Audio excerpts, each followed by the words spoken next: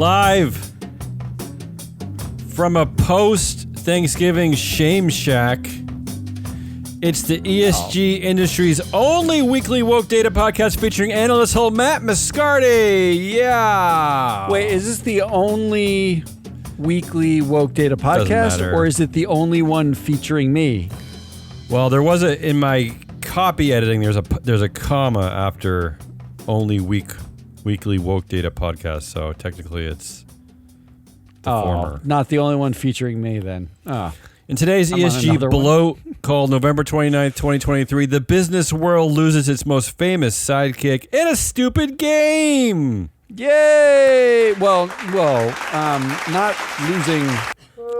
losing the famous sidekick. That's no clapping matter. Do we want to let's just do this thing? Yeah. You seem like you want to get it over. I have no energy today. Well, what's that? All the business news headlines are disappointing me ever since the OpenAI debacle. There's nothing else. No one's reporting on anything else. It's just like nothing's happening. It's just like they're talking about Cyber Monday sales, and that's about it. I'm going to prove you wrong with all my headlines. So let's do yours first.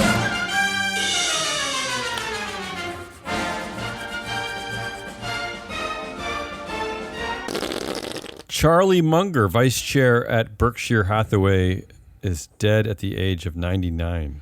Ooh. All right, let's just get some of the Mungerisms over with. The one thing he wanted to do before he died, you know what that was? He told this at CNBC. The one thing he wanted to do before he died.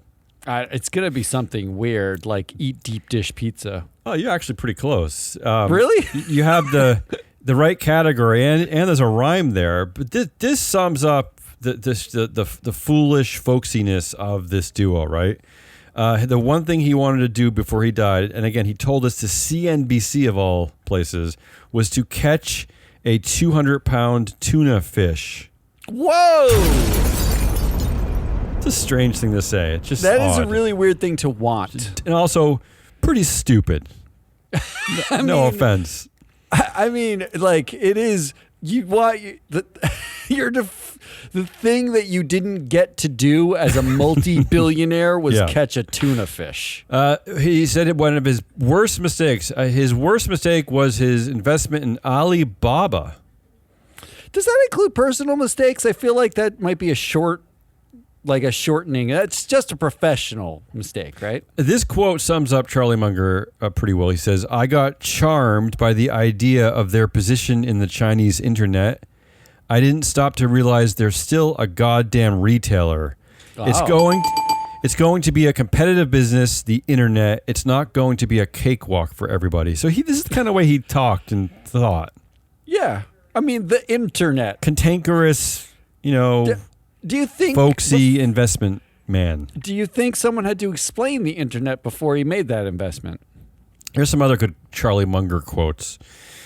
He said, "I've done almost..." and you know what? What I love about these two, Warren Buffett and Charlie Munger, is that we get a window into them that we don't get for any other CEO. I don't know. That is true. Matt knows this. I want to hear all these stupid thoughts from all the CEOs. I just want to know. We want to put the people back on the market. We want to focus on these people that actually run your companies and make these decisions that you're investing in, that you're buying in, that you're shopping at, whatever.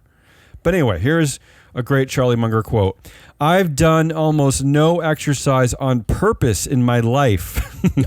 If I enjoyed an activity like tennis, I would exercise. But for the first 99 years, I've gotten by without doing any exercise at all."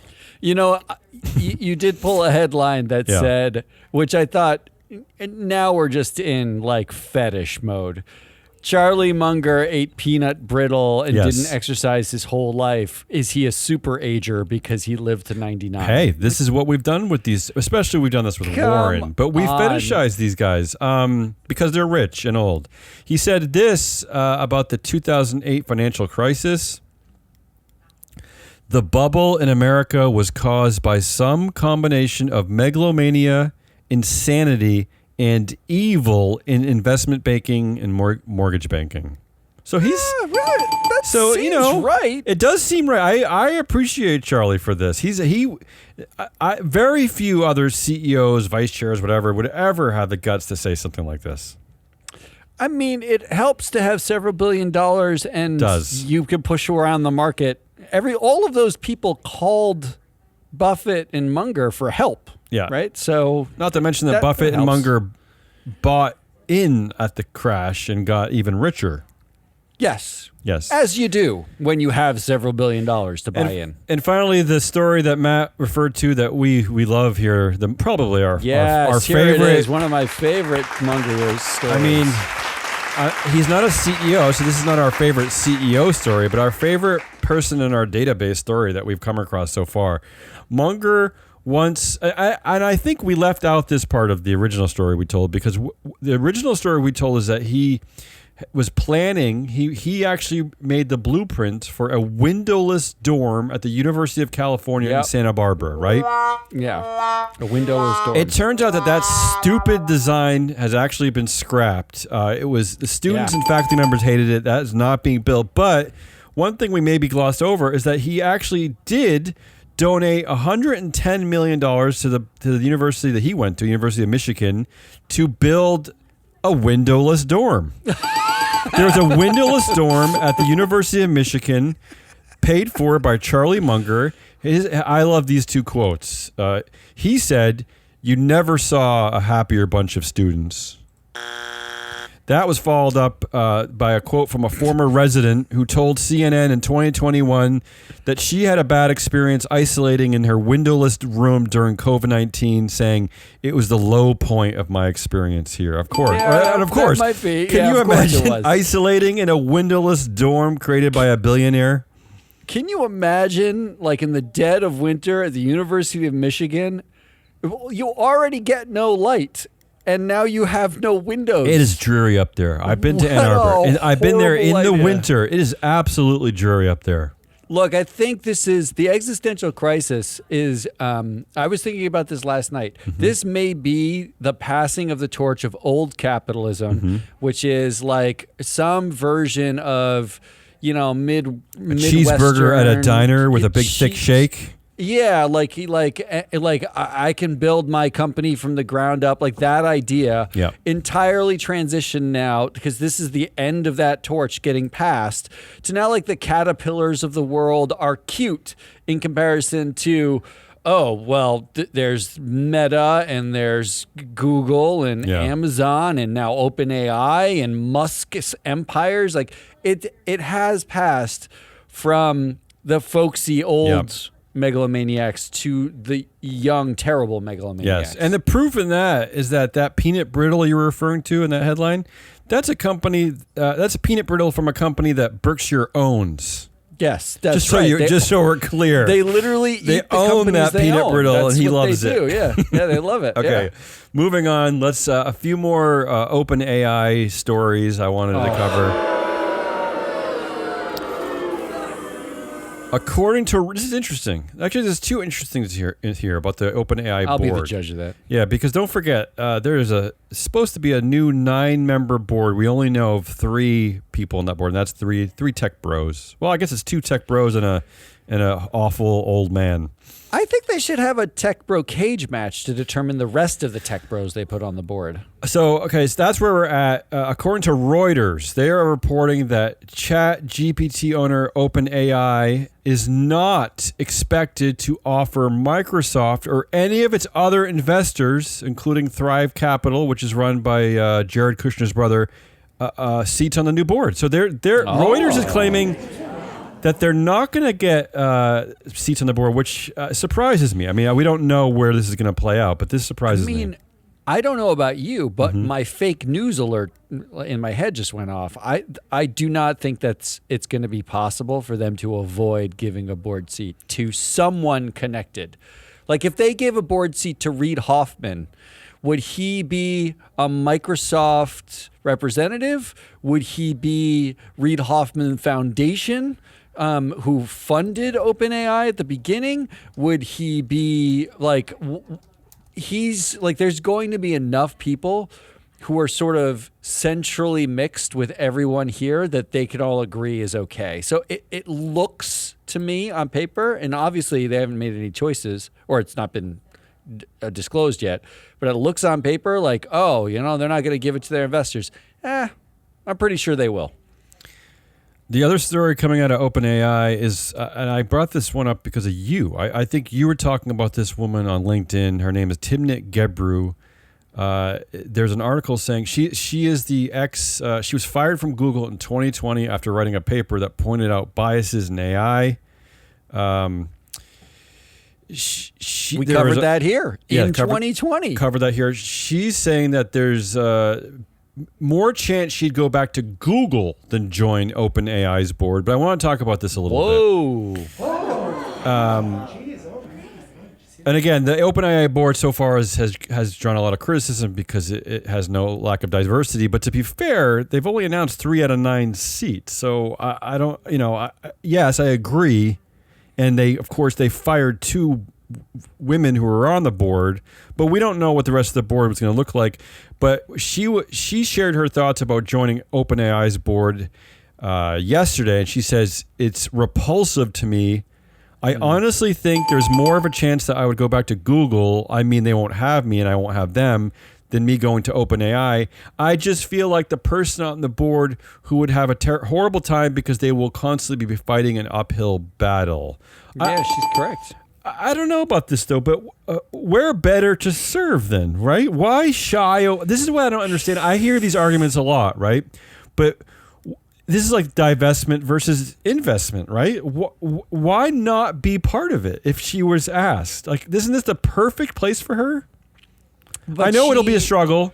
Look, yeah, that's a given. But so what? But the outcome of this was very clearly they do not want the board to do their job. Okay, but they're not asking for governance. But we're speaking in hypotheticals here, and they probably won't invite her. But if invited, wouldn't this be the perfect place for her to use her voice and to use her position of power and her research? What did when Helen Toner and I hear you, Tasha McCauley used their voice, what did it get them? They got them fired. Maybe nice severance, though. Not just though. fired. Shamed. Public shame. Publicly shamed for a week.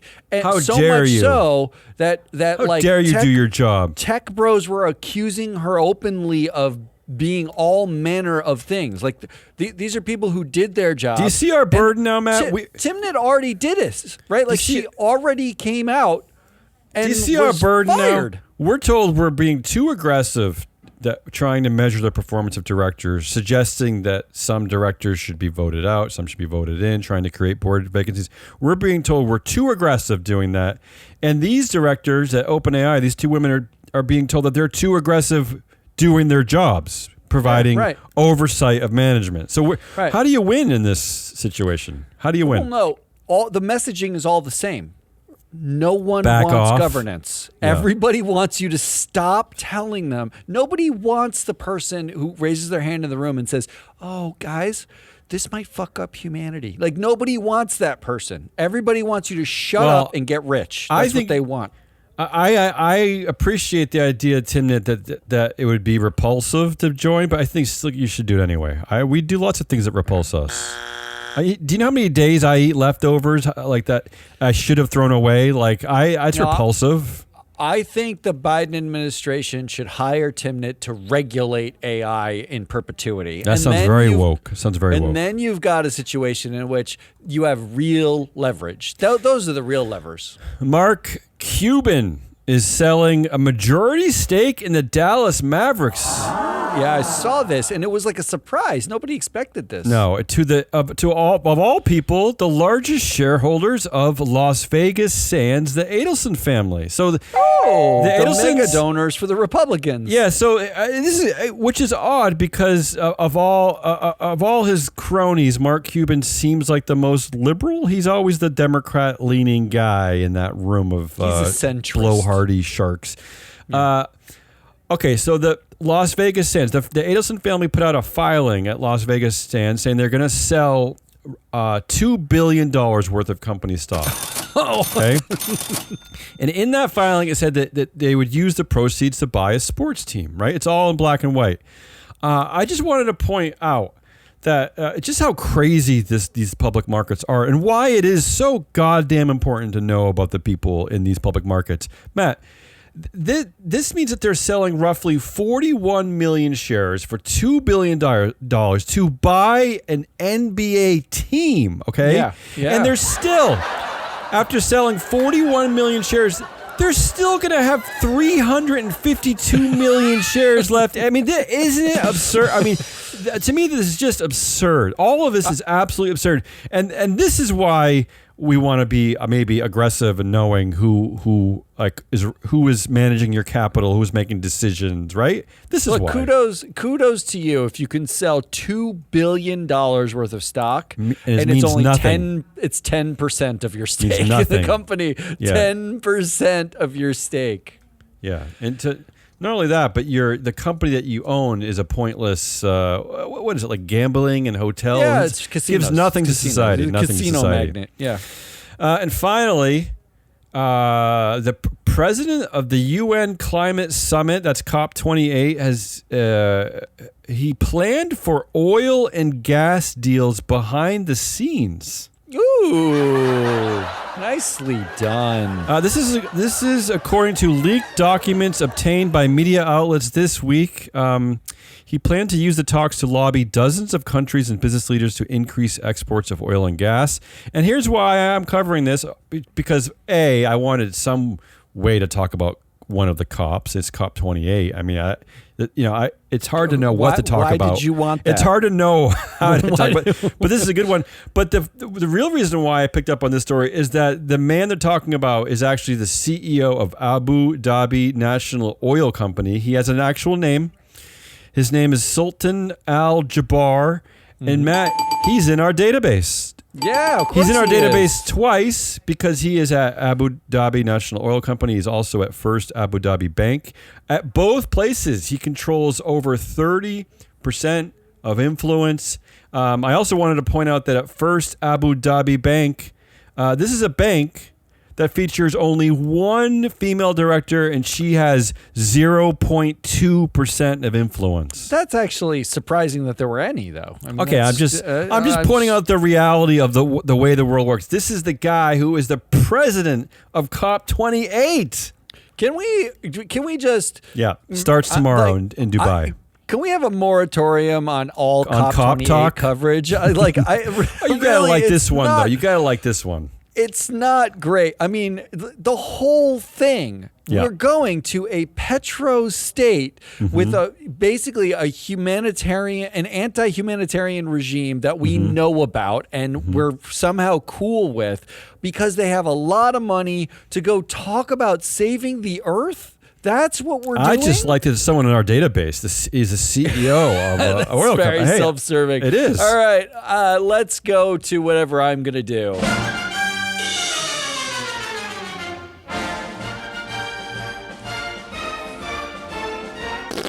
All right, we're going to play a really ridiculous and stupid game, and we're going to call it Who Wore It Don't Best. oversell it. Don't oversell Who it. wore it best? The rules are simple here. I read two headlines. Ooh, I'm already excited. And you have to rate who wore it best. Who wore it better. Here's why I'm excited, because there are headlines involved, and I spent a lot of time tagging these headlines, and because I'm involved. Yeah, it's you and headlines. It's your favorite All right, two come things. on. I don't know what we're doing here, but let's try one. All right, just so you know the rules. Yeah. There is no scale. There are no rules for Who what wore it better best? is or Yeah. best is. This game is stupid. You should treat it thusly. Here's an Okay. example to get you warmed up, okay? Yeah. Who wore it better? Paying your horrible workers or paying to keep shareholders happy? Here are the headlines. Yeah. GM says union labor deals will increase costs by $9.3 billion. And GM initiates $10 billion buyback, boosts dividends, and reinstates 2023 guidance after UAW Can I tell you strike. something? Who wore it best? Can I tell you how much I hate this one? CEO Mary With the Barra. game or No. This duo of headlines. CEO Mary Barra has already announced the extra cost of the cars because labor won this deal, right? She's already blaming labor for an increased cost of your stupid car. I think she put it when Joe Buyer goes and buys a car, they they're can like, blame just fucking labor got the and it's $575. Or Mary Bear, you could stop this buyback and then you don't have to add an additional price to the stupid car. So this is a hard one. Who wore it better? I gotta say the buyback got me. The buyback wore it better. Now you get the gist. Are you ready to play the rest of the game? I don't understand, but I enjoyed the first example. But this is how it's gonna go. Here we go. I even have some gentle music to play underneath this game. Are you ready for this? Yeah, go ahead. All right. Who wore it better? Anti-Semitism or being Peter Thiel's bro? I don't like either one of these. Here are the headlines. Elon Musk's X may lose $75 million by year's end amid advertiser flight. And Neuralink, Elon Musk's brain implant startup, quietly raises an additional $43 million. Here's your stat sheet to help you, okay? Yeah. Twitter shareholders got $44 billion to bail themselves out and allow it to become X, the anti-Semitic, misogynist. You don't have to remind me. Yeah. Universe. And Neuralink has raised $320 million so far, led by the Founders Fund and Peter Thiel. Who wore it better? Is this the same X that the mayor of Paris? She just quit It's that one. She called it a global sewer. Yeah, that's the one. Yeah, You got the one of my same favorite one. quotes out of France in a long time, calling X a global sewer. Everything that comes out of France. I'll just go with. I'll go with Elon Musk's X may lose $75 million. That was the right answer. I just want X to fall apart. Yeah, go on. Move on. I don't want to talk about Elon Musk. All right. That means we're on to the next one. Yeah. Thank God you restarted the music. Who wore it better? Yeah. The accidental on-purpose death of humanity or Larry Summers? Here are the headlines. OpenAI staff reportedly warned the board about an AI breakthrough that could threaten humanity before Sam Altman was ousted. Thank you. And number 2, the OpenAI drama has a clear winner, the capitalists. I'm going to go with the first one because it just supports everything that we've been shouting about, which is that the board was merely doing its job. That's correct. Just so you think about it. Think about it. I'm going to repeat that headline you just said. So for all you people out there who are bent out of shape that the board fired Sam Altman, I want you to just think about this headline. OpenAI staff reportedly warned the board about an AI breakthrough that could threaten humanity. Yeah, and there are two key parts to that. It is they warned the board, who was the people who you just fired. Yeah. That's Altman's who they warned. boss. Yeah. Sam Altman's boss. And then threaten humanity. That's what they warned the board. I just want to be clear that you're getting that. So you're right about that. Just for the record too, I saw this headline: Bedrock exec questions without evidence if a former OpenAI board member is a Chinese agent. Yeah, I tagged this one. I don't understand this. What the hell is that?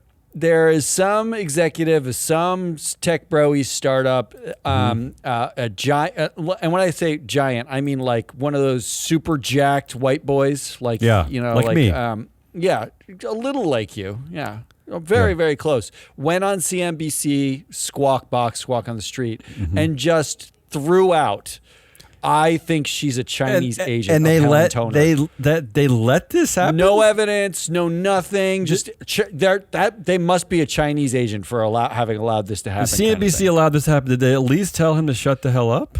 I did not watch the clip because I just looked at the picture and was intimidated. It's by just his silliness. muscles. Just silliness. Also, worth saying that Brett Taylor, who's on this board, orchestrated the $44 billion shareholder bailout of Twitter. Because he had 14% of the board influence at the time. He was one of the more influential people. All right, moving on. Now you're depressing me again. Moving on.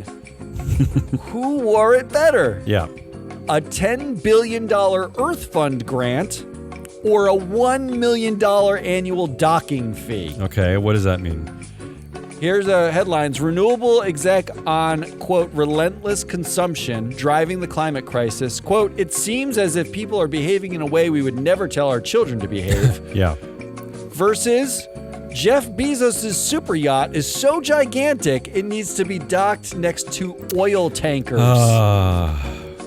This is chicken and the egg, right? Which came first? Because Bezos only has that super yacht because of relentless consumption. That's so hard to choose. I'm going to go with relentless consumption because we've had probably about a decade to digest the fact that this relentless consumption is, destroying ourselves, destroying our psyches, destroying our planet. And yet, everyone I know is feeling the pain of inflated prices, inflated housing costs, and yet Black Friday, Cyber Monday sales just this week set records. The largest ever. How? $12 billion spent. Gobsmacked. I don't know what to tell you. That's how it works. That's my vote. It's my vote. It's worth saying that Jeff Bezos owns 69% of the influence over the Amazon board, and Jeff Bezos, who owns 100% of the influence over the Earth Fund, has allocated $1.6 billion of that $10 billion fund, while his ex-wife, Mackenzie Scott, has given away $14 billion somehow. She's found a way to give out. Ex-wife. Yeah, she left for good reason. All right. Yeah. Who wore it better? Mental health or Mark Zuckerberg? Oh, boy. Here are the headlines. There is no smoking gun linking social media use to mental health harm, a study using data from over 2 million people found. Okay. Or Meta deliberately designed its platform to hook children by exploiting their psychological shortcomings, court documents show. Well, this one's obvious. It's the Meta deliberately designed its platforms to hook children. Ooh, they did wear it better this time, huh? Who do you know who the author of that study was? The first headline. The author of the study was it was an Oxford study, I believe. Okay, it was and did Zuck smart people. Did Zuck any funding going to Oxford from the Zuckerberg Institute? I have not looked that up, but if you follow the money, there might be. And to be fair here, I mean, finding a smoking gun in general, especially in situations like this, is extremely difficult. I mean, right? I mean, to make direct links is extremely difficult. So that headline is completely misleading. That's all I'm going to say. I mean, they said there's no smoking gun. That means there are links and correlations, and all they're doing is the academic thing where they pretend like, well, we can't say for sure. I know, that's what I'm saying. It's misleading. Yeah, I mean, yeah. So yeah. It says what it says. It's fine. Okay. But I should say that Mark Zuckerberg, I have two stats on this, that Mark Zuckerberg has 72% of the influence over Meta. Yeah. And Mark Zuckerberg has 72% of the influence over Meta. That's the only thing that you need to know. Yeah, this is one of the companies. I think our data does a great job of exposing the companies that are controlled by certain board members, certain CEOs, where they don't own a majority of the voting power, right? But that's correct. But Meta is one of those companies that you don't actually technically need us because everyone knows he controls the voting power. He controls everything. So there's end of story. Nothing else. Yeah, just Zuck. Yeah. All right. I'm just going to get to the point where you hate this music. Who wore it better? Actually, the music's my favorite part of the game. The game I hate. Who wore it better? Having no women or making money off black people? Okay, both sound terrible, yeah. Headline number one, gender diversity isn't happening quickly enough in private assets. Oh, just shocked, yeah. Or U.S. minority-owned businesses have 1.3 trillion growth potential, J.P. Morgan says. Hey, I like the U.S. minority-owned businesses have 1.3 trillion growth potential, making money off black people. Man. Because, hey, wow. I see this the same way as a stupid Walmart with like its stupid organic products. The reason why they started shelving them is because they were selling. People were buying organic products. So hell, if this is how minority-owned businesses get a leg up, if this is how they start to get some capital and power because J.P. Morgan tells you there's a way you can make money off of it, fine. Let that be the way. Fine. I will say this, though. There are a couple stats that are important here. Yep. One of which is that U.S. companies, J.P. Morgan among them, the diversity or the gender power gap at U.S. companies on average, and by gender power gap, I mean if you have 10 people on the board and every person, you're one of 10, you're 10% of the board, right? But if you have 5% of the power somehow, you might represent 10% of the board, 5% of the power. That's a power gap, negative 5%. We create those statistics. We're the only ones that have this data. Only ones. So you want to talk about diversity, there's some math here that we're doing. The average gender power gap for companies in the U.S. is negative 10%, meaning on average, women may occupy 26, 27% of U.S. boards, but they actually have 17% of the power of those boards. Yeah, well, that's a rough average. The hope, I hope, the hope here is that the progress we've made with putting women on the board in the last 10 years will appreciate, right? Their influence will appreciate in value. They're so hopeful. Right, in the next few decades, right? Because these women will have, their tenures will be longer. They'll have gotten other executive positions by being on these boards, right? Like their power will grow by being on the boards. Let's hope. You can keep your fingers crossed. Okay. The second stat here is the diversity power gap, which is the same power gap, just people of color instead of women, is negative 6%, meaning, if there's 12% of the board on average are people of color, they actually have 6% less power than the representation. So it's still worse to be a woman. It's still worse to be a woman than to be a person of color. But what I like about this is when I look at J.P. Morgan, who says the incredible, like 1.3 trillion in growth potential. J.P. Morgan says J.P. Morgan has a negative 14% diversity power gap. They actually don't have any power for either women or people of color. So good on them for recognizing the growth potential without giving them any power. Are you ready for the next one? Yes. Who wore it better? Nepo baby or daddy? Okay. Here are your headlines. Antoine Arnault steps down as CEO of Berluti and LVMH shakeup. Okay.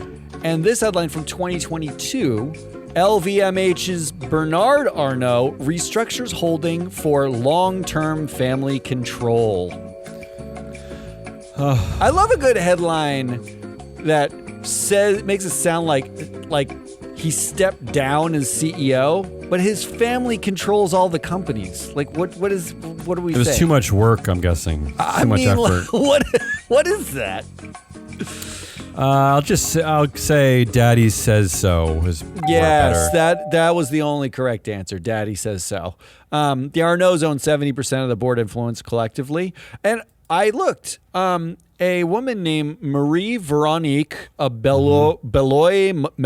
I can't say her last name very well. You can't say any of those names very well. She owns 0.2% of the board influence. Okay. She only sits on the LVMH board. Yeah. And she's connected, according to our data, to no one else in the boardroom through direct connections. Mm-hmm. I think they should make her the CEO. Isn't she the perfect sort of puppet CEO? Just make her the CEO of Berluti. And then appoint me to fill her board seat, because that's got to be a good board to sit on, right? A luxury goods retailer, right? Imagine the swag bag for every board meeting, right? It'd be really fantastic. Imagine the food at LVMH. Come on. I'm going to end you with this one. Who wore it better? Academic hand-wringing or dual-class shares? I feel exhausted already. Okay. Sit tight for this quote. This is a quote from a Harvard Business Review article. In a new paper, we contribute to the ongoing debate by highlighting a range of factors that may erode the seemingly entrenched managerial control of founder CEOs in both private and public companies. We use the term ousted in a broad sense, referring to scenarios where founder CEOs, despite having carefully fortified their control, choose to resign amid pressure. They name some examples. Travis Kalanick, Adam Newman are well-known examples, but also John Foley at Peloton, Matt Salzberg at Blue Apron. These cases illustrate that contrary to the perception of founder CEO entrenchment as an insurmountable barrier, there is a complex interplay of financial, legal, and personal factors. Wrong. So, wait, that's the first headline. Yes. That's the first. The second one is Mark Zuckerberg opposed banning plastic surgery filters despite their alleged harm to teen mental health because it would be paternalistic. Oh. That first long-winded academic quote is the winner. Wow, really? That's the winner. Because there's no complex interplay of financial, legal, and personal factors. It's that you have to suck or be...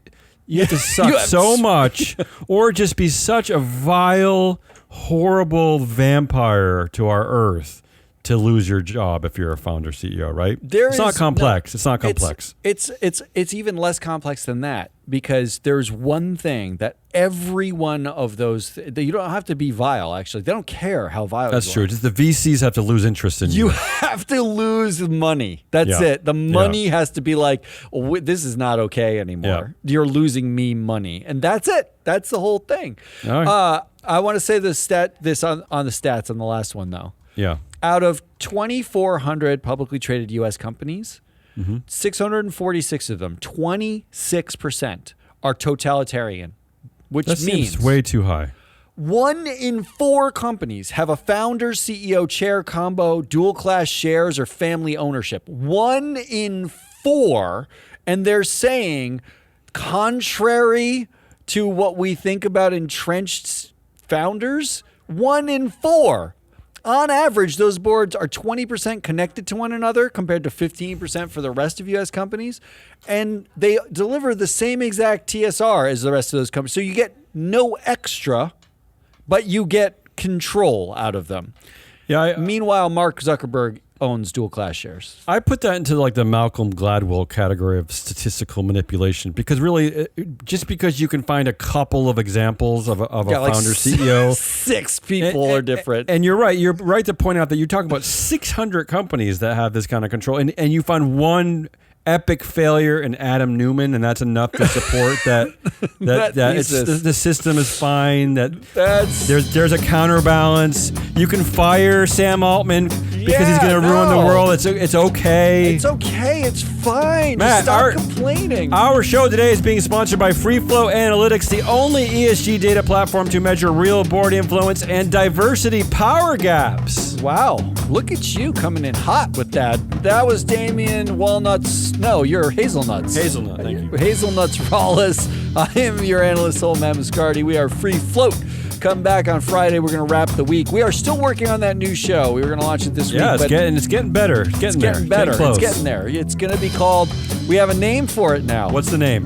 It's Proxy Countdown. A terrible name, but who cares? A terrible name, but you'll look for that coming soon. Until then, goodbye.